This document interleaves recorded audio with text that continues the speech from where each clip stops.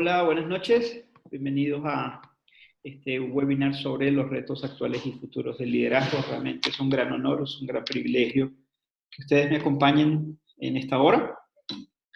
Y bueno, reciban la más cálida y cordial bienvenida a nuestro espacio virtual.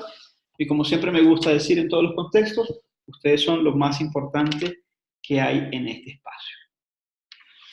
Para iniciar esta conversación me gustaría mostrarles qué vamos a estar construyendo en estos minutos que vamos a estar conversando. Vamos a estar conversando básicamente sobre desafíos. Lógicamente estamos hablando de los retos actuales y futuros del liderazgo, entonces vamos a hablar de desafíos. Y en desafíos vamos a distinguir dos grandes áreas de desafíos técnicos y desafíos adaptativos.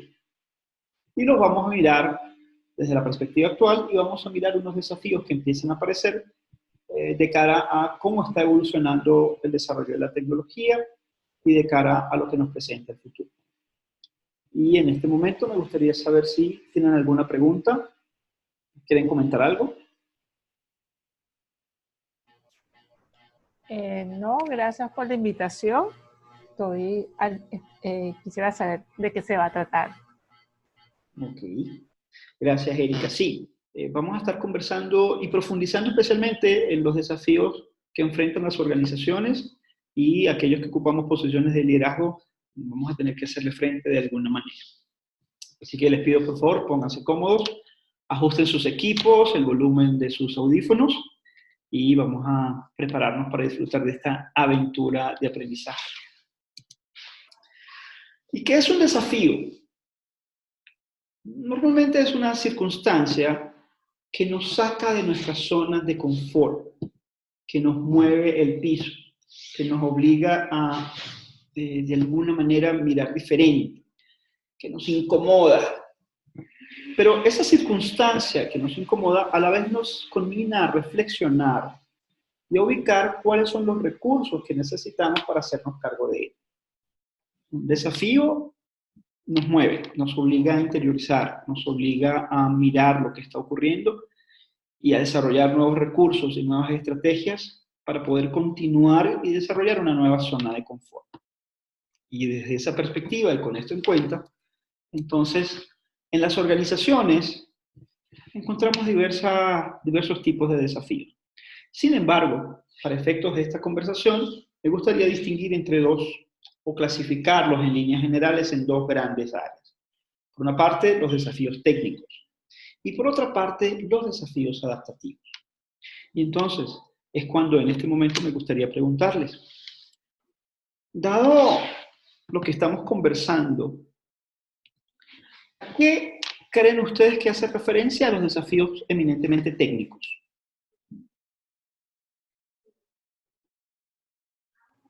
Nuevos sistemas. Por ejemplo,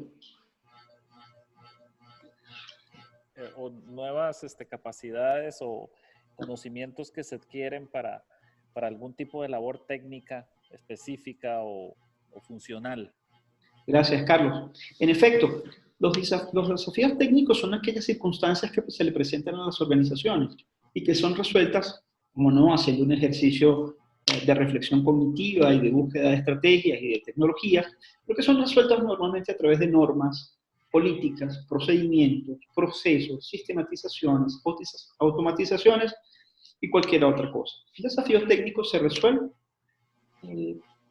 aplicando una nueva tecnología, un nuevo proceso, un nuevo procedimiento, y normalmente queda una estandarización o una manera de hacerse cargo de esa situación. No niego que exige grandes esfuerzos reflexivos, de ingenio y creatividad para encontrar soluciones, y son soluciones que se encuentran desde la parte eminentemente cognitiva, vamos a decirlo así. Ahora, nos enfrentamos también a otro tipo de desafíos en las organizaciones. Dada la imagen y el título, ¿qué será un desafío adaptativo?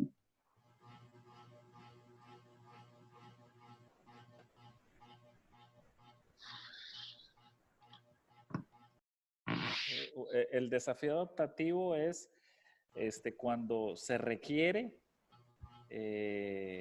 algún tipo de competencia o habilidad,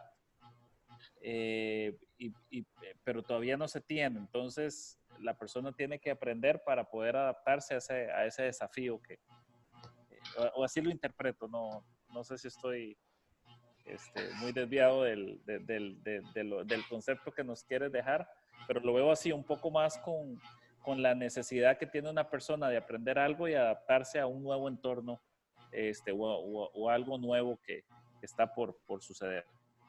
Muchísimas gracias.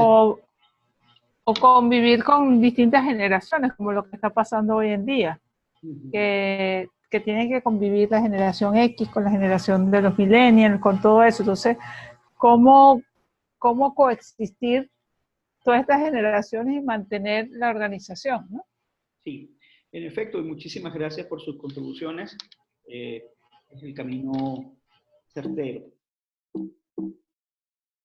Permítanme un segundo, que algo le está pasando a mi presentación. Ok. Los desafíos adaptativos son precisamente adaptativos porque necesitan una transformación de parte nuestra para poder hacerle frente. Normalmente requiere un proceso de aprendizaje, requiere un proceso de cambio de creencias, requiere una mirada sobre los valores, requiere un cambio de conductas. En esencia, nos exige renunciar. Y es por eso que se nos hace difícil hacer frente a estos desafíos, porque implica desaprender, implica dejar de ser y de hacer lo que he hecho toda la vida para aprender una nueva manera de hacerlo. Y es por esto que los desafíos adaptativos resultan dolorosos quizá, difíciles de acometer y nos cuestan trabajo, y me permito decirlo, nos hacen actuar desde el ego o nos hacen reaccionar desde el ego. Y eso los hace, digamos, más difíciles de afrontar. No es imposible, porque al final de cuentas todos evolucionamos, todos aprendemos, todos nos transformamos, inclusive en la convivencia, en procesos formales de aprendizaje. Y requiere apertura, requiere una gran dosis de valor para reconocer que las coherencias operacionales a través de las cuales me estoy haciendo cargo hasta ahora no son suficientes para enfrentar las nuevas circunstancias en las que me corresponde o me toca vivir. Y entonces se constituye el desafío adaptativo. Ahora, esta parte es interesante. Dado lo que hemos visto sobre desafío adaptativo, que Carlos y Erika tenían razón, nos obliga a aprender, nos obliga a mirar una manera, por ejemplo, de cómo coexistir con distintas generaciones, dado que cada una tiene una manera particular de ver la vida y una manera particular, unos paradigmas de cómo concebir el trabajo y cómo concebir el hacer en equipo. Implica también un proceso de aprendizaje. Y desde ahí podríamos hacer una lista de cuáles son los desafíos adaptativos que actualmente están enfrentando las organizaciones. El tema intergeneracional es definitivamente un desafío adaptativo. ¿Qué otro podremos encontrar?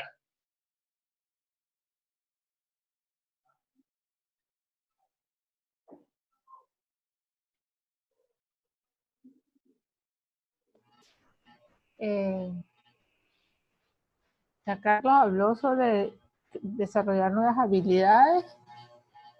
Bueno, quizás todo esto de la era digital, de nuevos modelos de negocio, nuevas formas del mercado. En efecto. Dada precisamente esa evolución vertiginosa de las tecnologías de procesamiento de información, las telecomunicaciones, la disponibilidad de información, la cantidad de información disponible, genera unos cambios constantes en los patrones de consumo, en los gustos, en las preferencias, en la cosmovisión de las personas, que obligan a las organizaciones a estarse adaptando constante y consistentemente a esas nuevas exigencias, a esas nuevas circunstancias que se nos plantean en el entorno, originadas precisamente por esta evolución de la tecnología y lo que nos espera en este ámbito, que lo vamos a mirar un poquito más cuando estemos mirando el futuro. Y desde allí entonces, uno de los desafíos adaptativos que aparece con mucha frecuencia desde mi experiencia en consultoría, en coaching, en desarrollo de equipos y liderazgo, empieza con el estrés. y la gente reporta un desbalance entre su vida personal y su vida laboral. No quiere decir que no amen el trabajo, realmente lo disfrutan. Y sin embargo, las mismas maneras de hacer y de hacer en las dos organizaciones generan una manera tal que las personas se estresan, empiezan a sentir desmotivación en algunos casos, cansancio en otros, en los más extremos, enfermedad. Y cuando miras el estrés, no es la regla, pero sí suele ocurrir que cuando hay estrés y desbalance entre la vida personal y la vida laboral, lo que he observado es que el tema de la cooperación en equipo no está en el óptimo de la posibilidad. Esto no niega que los equipos logren resultados extraordinarios. Sin embargo, el costo de lograr tales resultados termina siendo elevado, dada que la cooperación en equipo no está tan habilitada como lo exige la circunstancia. Cuando estamos en presencia de dificultades en la cooperación en equipo, también aparecen temas o issues, como diría un amigo mío, en la comunicación.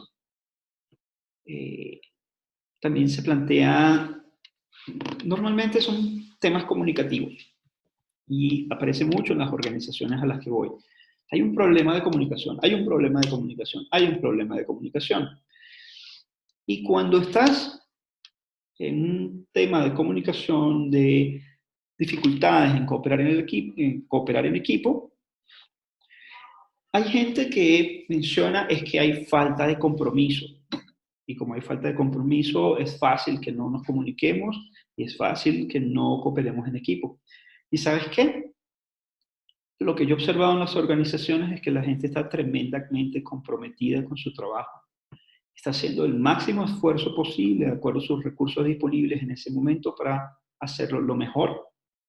Y está orgullosa de lo que hace. Y realmente están súper orientados al resultado. Y entonces, si estamos orientados al resultado, si estamos comprometidos, ¿qué hace que sea tan difícil la cooperación en equipo, la conversación y este proceso de trabajar en estrés? Muchas veces es la falta de claridad de propósito. Y no me malentiendan, yo no estoy diciendo que la gente no sepa cuál es su objetivo y que esté corriendo, haciendo todo lo posible para lograrlo. Y es que el tema de la claridad en el propósito es esencial en absolutamente toda nuestra vida. Recientemente estaba en una sesión de coaching con un cliente y me hablaba de un tema en su casa. Y mi pregunta es, ¿cuál es el objetivo de que estén juntos? ¿Qué quieren lograr? ¿Para qué están juntos? Y no estaba tan claro en ese que quieres lograr. Y lo propio nos pasa en las organizaciones. Yo puedo tener mis objetivos claros y voy hacia allá.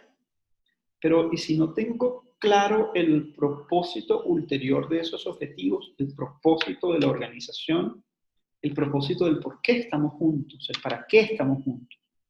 Cuando solamente estoy centrado en mis objetivos, puedo perder el norte del propósito de la organización. Y lo que he observado en mi experiencia de trabajo es que cuando logras conectarte con el propósito de la organización, que está mucho más allá de tus resultados, empiezas a darte cuenta que no solamente la organización depende de que tú lo hagas, sino de que todos lo hagamos. Y empieza a aparecer una ventana distinta. Ahora, un tema también que nos lleva hacia no estar claros con los propósitos tiene que ver con la dificultad para generar confianza. Y de este tema podría salir todo un webinar completo. La confianza. Y la confianza nos lleva al respeto, por ejemplo.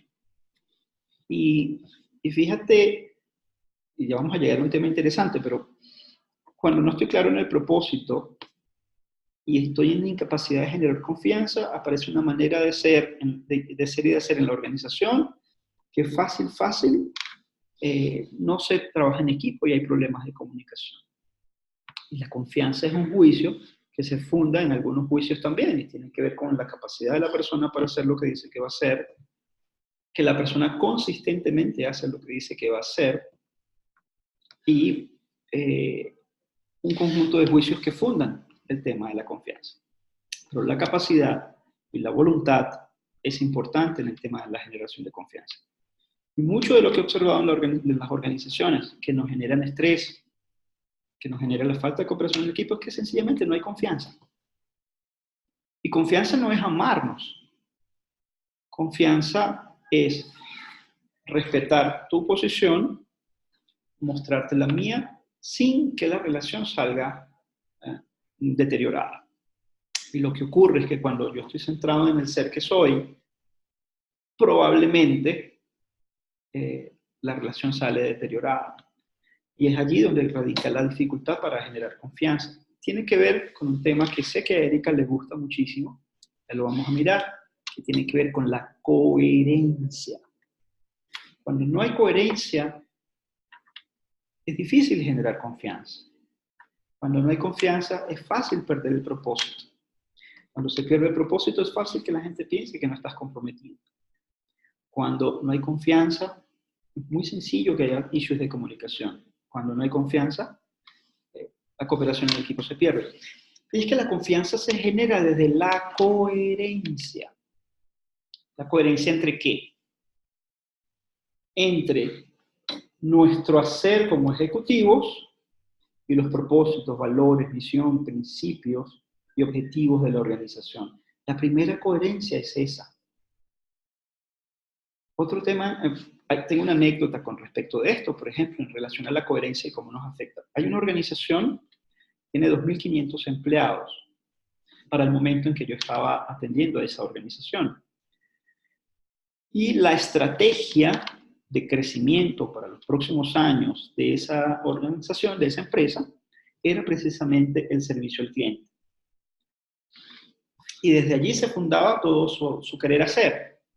Ahora, esta organización tenía un 86% de rotación anual, de los cuales el 50% se iba de la organización los primeros 3 meses. En consecuencia, pasan 2 cosas.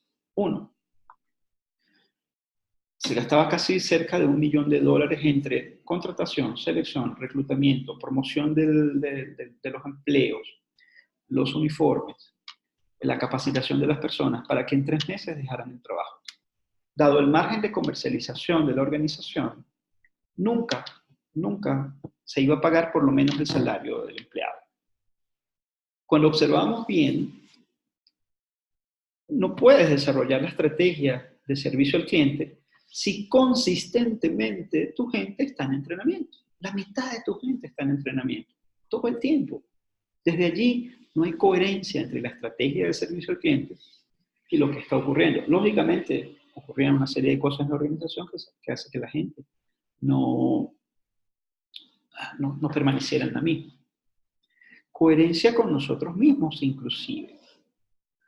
Tengo un cliente que quiere formar, quiere desarrollar, quiere dejar legado, quiere que su equipo brille. Sin embargo, es una persona tan orientada a los resultados, que sencillamente atropella. Entonces, desde ahí, sus acciones no son coherentes con lo que él quiere lograr. Creo que podemos tener grandes cantidades de ejemplos de cómo la falta de coherencia realmente afecta nuestros resultados. Por ejemplo, sé de una organización para quien es sumamente importante el respeto. Es uno de los valores a resaltar durante los próximos años. Sin embargo, la persona encargada de desarrollar y de implementar el tema del respeto en la organización normalmente avasalla y grita y se pone en malestar con los otros. Desde ahí, la coherencia es un elemento que es sumamente necesario a los fines de hacer frente a los desafíos adaptativos. Y es que la coherencia es un desafío adaptativo. Porque declaramos una misión, una visión, unos valores, unos principios que casi sí nos desgarramos en el piso y lloramos. Y sin embargo, nuestro hacer no es acorde con lo declarado. Y desde allí, desde mi perspectiva, es el mayor desafío adaptativo que estamos enfrentando en este momento.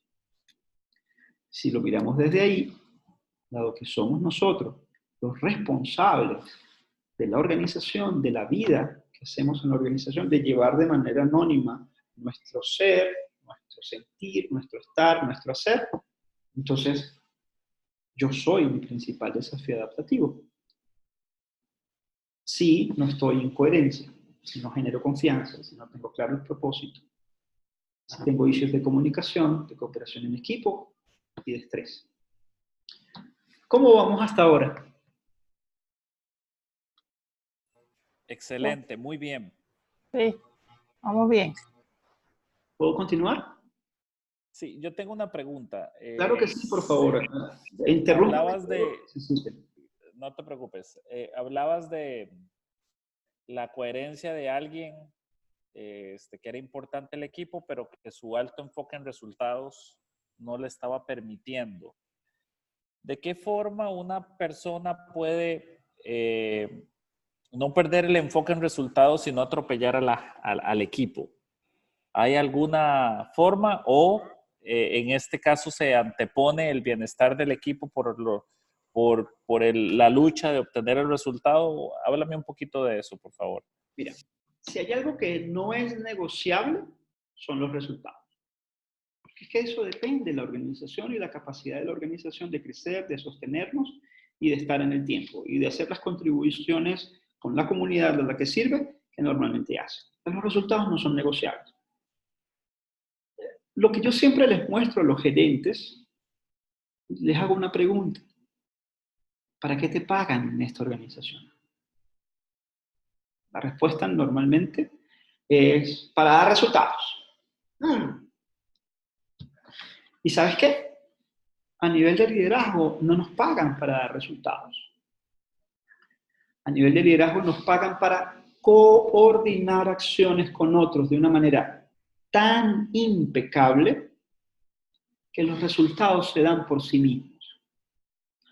Cuando yo como gerente estoy claro de que mi función es cómo a través del equipo se logran los resultados, cuáles son las coordinaciones que tengo que hacer, cuáles son los obstáculos que necesito eliminar, cuáles son las características de cada miembro del equipo y cómo eso lo puedo aprovechar, cuál es el potencial de aprendizaje de una persona en el equipo y cómo lo puedo maximizar. Desde esa perspectiva, empiezan a lograrse resultados extraordinarios y cada uno en el equipo aporta. Una anécdota personal. Una vez llegué a una organización y el primer día la persona que me estaba entregando la posición me dijo que había que liquidar o votar o despedir a una determinada persona porque era incapaz de hacer nada. En ese momento y en este momento mi filosofía siempre ha sido que gerenciar votando a todo el equipo y contratando equipo nuevo es sumamente sencillo. Contrato a los que me gustan y ya. Mi filosofía siempre ha sido que el verdadero reto es gerenciar con lo que tienes y sacarle el máximo provecho. Y esta persona tenía extraordinarias cualidades para el análisis y las categorías en el supermercado, para gerencia de categorías. Y empezamos a trabajar en ese tema y empezamos a asignarle proyectos. Llegó un momento en que esta persona fue responsable de modificar un supermercado de 10.000 metros cuadrados, llevarlo a 5.000 metros cuadrados sin cerrar y sin perjudicar las ventas. Y esta persona manejó el proyecto sola. Hoy en día está en México y es gerente de categoría de una gran cadena de supermercados. Si yo hubiese votado a esa persona, ¿cuál hubiese sido su futuro? Entonces, si estamos conscientes, y esta es mi mirada, probablemente cada persona entregue una solución y es adecuada. La mía es, si estás claro, los resultados no son negociables, pero a ti no te pagan para dar resultados, te pagan para coordinar acciones de manera impecable, de forma tal que el resultado se dé. Desde ahí aparece una nueva perspectiva y desde ahí aparece una nueva manera de mirar al otro. Desde ahí entonces aparece el desarrollo del otro. Porque normalmente si estoy muy orientado a resultados, soy directivo. Haz, B, corre. Y desde ahí está bien, puedes lograr el resultado, pero el equipo no se va a desarrollar. Y el día que no estés, el equipo no va a poder dar el resultado. Esa es mi mirada. No sé si me hice cargo de tu inquietud. Sí, muchísimas gracias. Mucho más claro. Gracias a ti por mostrarlo. ¿Alguna otra pregunta o continuamos en el tema? Sí, sigue con el tema. Ok. Entonces, hablamos de que estos son grandes desafíos adaptativos. Probablemente el tema de coherencia y de claridad en el propósito, Erika, es mi pensar, pueda de alguna manera contribuir al entendimiento intergeneracional, que era una de las inquietudes que mostrabas tú cuando hablábamos de desafíos adaptativos. ¿Por qué? Porque si estamos claros a dónde vamos, si todos lo compartimos, si todos somos parte de eso, ese es nuestro propósito, nuestra razón de ser, y es algo que enamora a todos. En lo que hay diferencias es en la manera de cómo vivimos ese propósito, logramos ese propósito y llegamos ahí. Y desde esa perspectiva, la coherencia, y desde mi perspectiva también de los más altos cargos, ayuda muchísimo a generar el puente conversacional. En una oportunidad y otra anécdota, estaba trabajando en una fábrica en lo que el tema de la confianza intergeneracional era un issue. Los mayores decían es que los muchachos de hoy en día, esos jóvenes, y los jóvenes decían es que esos viejos, y desde ahí había un issue. Pero cuando entre todos nos dimos cuenta de la dimensión del propósito, del para qué estaba esa fábrica, que pensaban que era para fabricar y para consumir y para satisfacer unas necesidades de mercado, para lograr unos objetivos. ¿Y sabes qué? En el municipio en el que está ubicada esa fábrica, el 50% de los ingresos del municipio vienen del desempeño de la fábrica. Entonces ya el propósito deja de ser fabricar. El propósito tiene que ser gestionar la fábrica de manera tan impecable que nos garanticemos el bienestar de la comunidad a partir de las contribuciones que nosotros hacemos. Que los 550 empleados que tenemos aquí duerman tranquilos toda la noche, porque mañana cuando vengan van a tener una máquina lista para ser encendida. Entonces, cuando tú empiezas a darte cuenta que tu propósito, sí, como no, es fabricar, pero va mucho más allá de lo que crees que haces, generas una conexión emocional que nos identifica a todos, que hace que, si actuamos desde la coherencia, sea mucho más sencillo eliminar esos issues intergeneracionales. Ajá. ¿Cómo vamos hasta ahora? Excelente, muy bien de mi. Sí, también. Gracias. Con su permiso voy a continuar. Y esta es una pregunta interesante. Y tiene que ver, ¿cómo nos hacemos cargo entonces de los desafíos adaptativos que estamos enfrentando actualmente? ¿Qué soluciones podríamos proponer? Es una pregunta que hago.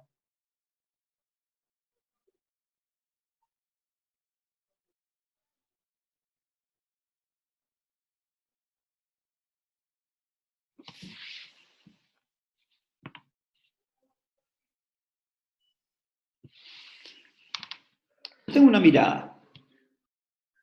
Probablemente es una mirada que se origina desde el ser que soy. Y mi mirada tiene que ver con mirar el propósito, diseñar el espacio de coherencia que requerimos, generar confianza, tener claridad de propósito, mirarnos desde la confianza y es desde el respeto, y desde el respeto cooperamos, es fácil lograr los resultados. Desde mi perspectiva, yo lo asocio con liderazgo y desarrollo de equipos. Y son dos grandes áreas de las que soy apasionado. Y desde mi perspectiva nos corresponde como líderes generar el contexto reflexivo necesario que nos permita generar esos espacios de conversación para ver cuál es la coherencia que nosotros necesitamos y cómo podemos hacerlo. Y a partir de allí lo miro como desarrollo de equipos. Probablemente hay soluciones desde las distintas perspectivas profesionales que podamos encontrar. Desde la perspectiva comunicativa, seguramente algún profesional tiene algunas maneras para hacerse cargo de estos desafíos. Mi mirada básicamente es desarrollo de equipos y liderazgo. Y cuando hablas de desarrollo de equipos, una manera muy fácil de acompañar a los miembros del equipo es con coaching de equipos, con coaching individual. Digamos que son las 3 áreas en las que tengo algunos años de experiencia y en todos los casos, da resultado. Desarrollo de equipos, liderazgo y coaching. Son unas maneras posibles de hacerse cargo y que dan resultado. Al menos en mi caso, en el 100% de las aplicaciones, por darle un nombre, ha funcionado en favor del equipo, les ha permitido logros extraordinarios y les ha permitido coherencia. El nivel de sostenibilidad depende del equipo y sin embargo los equipos que he asistido lo han sostenido durante un largo tiempo y ellos mismos, es un espacio como de autorregulación. Ellos mismos se encargan de entre ellos regular el espacio y aplicar el aprendizaje y eso sostiene al equipo. Y hablemos de futuro. Y este futuro conlleva también desafíos adaptativos, de los cuales probablemente no tengamos mucha conciencia hoy en día. Desde mi perspectiva, hay 4 áreas que no deberíamos estar perdiendo de vista. Una área para mí importantísima que está desarrollándose a una gran velocidad es el tema de la inteligencia artificial. Y esto como sociedad global nos va a acarrear desafíos adaptativos. Debido a las posibilidades de la inteligencia artificial y lo que se puede automatizar, que hoy día lo ejecuta una persona, eventualmente mañana lo podría estar realizando una aplicación de inteligencia artificial. Hay otra cosa que no deberíamos perder de vista, ese es el desarrollo de la nanotecnología. La sociedad o la humanidad está dando grandes pasos en esta área y si logras combinar inteligencia artificial y nanotecnología aparece un potencial extraordinario. Las telecomunicaciones, estamos ya hablando de Internet de 5G, las posibilidades para el Internet de las cosas que eso acarrea y tiene que ver con la disponibilidad de información, la avalancha de información. Un gran desafío adaptativo va a ser determinar cuál es relevante, oportuna y necesaria de esta gran avalancha de información que tenemos disponible. Y la robótica. En una oportunidad que estaba en una fábrica, reflexionábamos un poco el proceso y la conclusión era, la única razón por la que no hay robots es porque todavía sale muchísimo más económico pagarle a un ser humano. Pero el día que salga más económico un robot, muy probablemente pensemos en sustituirlo por un ser humano. Y esto nos obliga a hacernos preguntas. Si tú combinas inteligencia artificial y robótica, lo que resulta es una combinación poderosa e interesante, además con el tema de las telecomunicaciones. Y ¿cuáles son los desafíos adaptativos que se nos plantean? Y como sociedad, ¿qué pasa con los trabajos que empiezan a eliminarse producto de la robótica, la inteligencia artificial y la automatización? ¿Qué vamos a hacer como sociedad? ¿Cuáles son los planteamientos que tenemos? ¿Qué es lo que necesitamos aprender y desaprender? Por una parte. Y nos obliga a mirar inclusive los paradigmas que tenemos. Desde mi perspectiva, y una vez tenía un cliente que estaba remodelando el edificio, yo le decía, ¿para qué estás gastando tanta plata en la remodelación del edificio? Si en 10 años probablemente lo estés alquilando. Porque el desarrollo de las telecomunicaciones y los nuevos paradigmas hacen de que no tengas que ir a una oficina para trabajar. Eso plantea un futuro interesante. Probablemente menos tráfico en la calle, probablemente un aire más limpio. Nuestro desafío adaptativo será aprender a diferenciar cuál es mi espacio de trabajo, mi tiempo de trabajo y cuál es mi tiempo de casa. Pero estos 4 elementos en sí nos plantean una cantidad de desafíos adaptativos que vamos a tener como humanidad que resultan interesantes. Está, por ejemplo, Watson de IBM, que podría sustituir a los abogados. El tema de las plataformas de aprendizaje, aquellos de nosotros que hacemos labores de docencia. El desarrollo va a ser las plataformas de aprendizaje. Mi desafío adaptativo particular en este tema de cara al futuro es mis intervenciones en los equipos son experienciales, son de mirarnos, de contactarnos, de compartir, de generar una energía, de generar un espacio, de generar un contexto. ¿Cómo llevar eso al mundo digital? Porque probablemente en 10 años las intervenciones tengan que ser todas digitales. Y este es un futuro, invito a reflexionemos sobre cómo la combinación de estos 4 elementos puede transformar nuestro mundo y desde ahí van a aparecer nuestros desafíos adaptativos. Como líderes, de cómo va a ser la organización en esto y qué vamos a hacer con la gente en el futuro. ¿Hay alguna pregunta en relación a esto o algún comentario que quieran hacer? Que definitivamente van a haber muchos cambios, aunque todavía estamos muy incipientes en el sentido de que hay que ver cómo se van a ir desarrollando en cada país los cambios, ¿no? de toda la tecnología digital, de la era digital, perdón. Sí, sí, realmente los desafíos que como sociedad se nos van a plantear son muy, muy, muy interesantes. ¿Puedo continuar? Dale. Muy bien.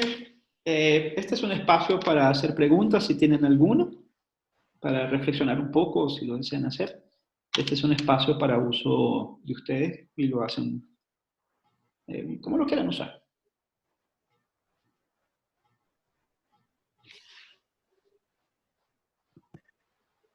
Muchas gracias, Franklin, por la explicación que nos acabas de dar. La verdad que has incorporado en tu charla conceptos que efectivamente están moviendo al mundo, como el tema de la robótica, la inteligencia artificial, etcétera. Y eso me lleva a mí a hacerte la siguiente pregunta y reflexión. En vista de que hay gran cantidad de labores o tareas que probablemente los van a hacer robots, y no hablo por robots únicamente el robot que se mueve, el robot armado, pues físico, sino software que se comportarán como un robot que se encargan de jalar la información de un lado, hacerla para otro. Para poner un ejemplo bien sencillo, como lo que pasa en las compañías ahora con el manejo de las planillas, que ya no se necesita gente que haga las planillas de 1,000, 2,000, 3,000 personas, lo hace automatizado y con cero margen, cero porcentaje de error, ¿verdad? Entonces, ¿cuáles son el enfoque desde el punto de vista de habilidades interpersonales, de cómo las personas vamos a tener que evolucionar desde el punto de vista soft, desde el punto de vista de estas habilidades blandas, para poder enfrentar toda, toda esta tendencia a nivel mundial que hay de evolución digital y automatizada? ¿Cómo lo ves? ¿Cuál es tu visión? Es interesante la visión, porque cuando tú observas los niños de ahora, que serán los adultos en unos pocos años, o los jóvenes de ahora, que serán los adultos en unos pocos años, observas una gran capacidad para el manejo de conexiones y la generación de relaciones usando medios digitales. Desde esa perspectiva, cualquiera podría pensar, bueno, realmente no necesitas habilidades de socialización porque tienes la habilidad de socializar en un espacio virtual. Sin embargo, la Organización de las Naciones Unidas plantea que un gran reto para este siglo es precisamente el desarrollo de las habilidades blandas. Y es porque la tendencia en el futuro será el coworking a la solución de problemas multidisciplinarios, interdisciplinarios, involucrando a otros de eso. De hecho, por ejemplo, están hoy día los Maker Labs, que son espacios colaborativos, fundamentalmente, para la resolución de problemas. Entonces, yo sí creo que hace falta, yo como docente trato de inculcarlo a mis alumnos, la habilidad de la construcción de relaciones es sumamente importante, es necesaria, va a seguir siendo necesaria. Y hay un filósofo que admiro mucho que se llama Humberto Maturana, que dice que el ser humano fue creado por y para el amor y necesita del concurso de otros para hacerse cargo de sus inquietudes, porque de otra manera moriría. En efecto, van a ser muy necesarias, son necesarias hoy día, y en el futuro mucho más. Inclusive hay un futuro muy loco que yo visoro, que es un futuro en el que el trabajo lo hacen los robots.